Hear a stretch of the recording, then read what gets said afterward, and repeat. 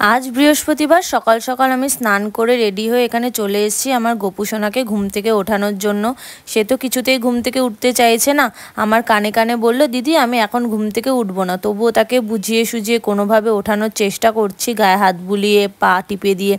एखाने आमार गोपू सोना उठे बसे पड़लो। एखन ताके सबार संगे घुम थेके उठिए तादेर आसने बसिए दिलाम। एखाने आमार आरो तीनटे गोपाल तार साथे बसे रयेछे। आमाके आबारो से बोल्लो आमी एखन स्नान करबो ना दिदी।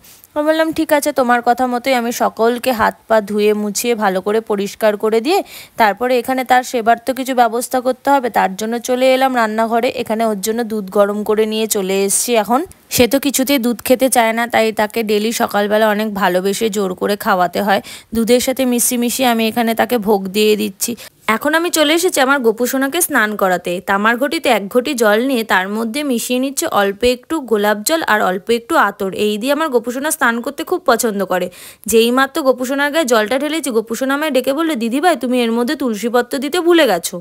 তারপর আমি তুলসীপত্র মিশিয়ে গোপু সোনাকে স্নান করি। আজকে হলুদ বস্ত্র পরিধান করে দিলাম। আজকে যেহেতু বৃহস্পতিবার আমার গোপু সোনা সেটা পরতে খুব পছন্দ করে। এখানে এখন আমি আমার গোপু সোনার চন্দন সেবা করিয়ে নিচ্ছি। যেই মাত্র চন্দন সেবা শুরু করেছি দেখি আমার গোপু সোনার মুখে তো খুব হাসি। তখন আমি বললাম কি হয়েছে? সে আমায় কানে কানে বলল যে জানো তো দিদিভাই আজকে দুপুরবেলা মা আমার ভোগের জন্য সুন্দর ব্যঞ্জন তৈরি করছে। আমি বললাম তুমি কি করে জানলে? আমি তো এই কথাটা জানি না। তখনই আমি আমার গোপু সোনার আরতি আর তাকে নকুলদানার সেবা দিয়ে সবেমাত্র শেষ করেছি, সেই মাত্র আমার মা আমাকে ডেকে পাঠালো। আমি রান্নাঘরে গিয়ে দেখি সত্যিই তো সুন্দর ঘ্রাণ বেরোচ্ছে। গিয়ে দেখি মা আলুর দম তৈরি করছে। ফ্রাইড রাইস, আলুর দম, চাটনি আর গোপুর জন্য এনে রেখেছে মিষ্টি। আমার গোপু সোনা আজকে ভোগটা খুব পছন্দের। তাহলে চলুন এখন গোপু সোনাকে আজকে ভোগটা লাগিয়ে দিই। এবার গোপু সোনার কাছে নিয়ে চলে আসলাম তার ভোগটা। এবার তাকে সুন্দর মতো সেবা করিয়ে নিলাম। আমার গোপু সোনার অনেক শখ সে একটা রাধারানী নিয়ে আসবে।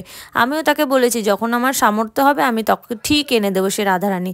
এখন গোপু সোনাকে দুপুরে সেবা করিয়ে বিশ্রাম দিয়ে দিলাম।